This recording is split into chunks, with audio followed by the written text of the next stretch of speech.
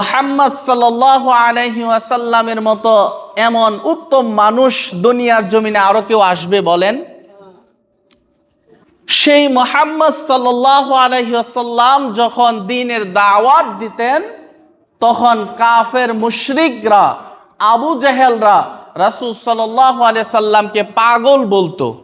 তায়েফের ময়দানে যখন তিনি দ্বীনের দাওয়াত দিতে শুরু করলেন, তখন তিনাকে তায়েফবাসী যারা আছে তাদের যুবক পোলাপানদেরকে লাগায়া দিছিল রাসূল সাল্লাল্লাহু আলাইহি সাল্লামকে পাথর মারার জন্য।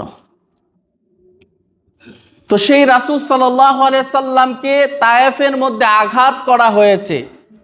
তিনি সেজদায় যাইতেন, সেজদায় যাওয়ার সময় এরকম ভাবে আবু জেহেল, উতবা, শাইবা তারা এসে উটের নাড়ি বুড়ি উনার মাথার উপরে, পিঠের উপরে চড়ায়া দিতেন, যাতে তিনি সেজদা থেকে না উঠতে পারেন। তো এইভাবে আল্লাহ রাব্বুল আলামিনের সবচাইতে শ্রেষ্ঠ মানুষগুলো দুনিয়ার জমিনে এসে আল্লাহর দ্বীনের দাওয়াত দিতে গিয়ে কষ্ট মুজাহাদা করেছেন। তো সেই জায়গায় আমি আপনি যখন সত্য কথাগুলো মানুষের মাঝে বলবো, দ্বীনের দাওয়াত যখন দিব, মানুষ তখন আমাদের কাছ থেকে মুখ ফিরিয়ে নেবেন।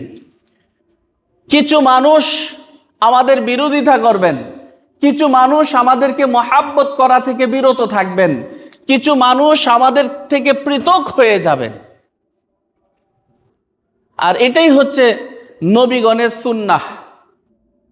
আল্লাহর জমিনে আল্লাহর দ্বীন কায়েম করার জন্য, আল্লাহর জমিনে আল্লাহর তাওহীদ এর প্রচার প্রসার করার জন্য আমরা যদি দৃঢ়ভাবে থাকি, তাহলে বিপদ আপদ বালা মুসিবত আসবেই।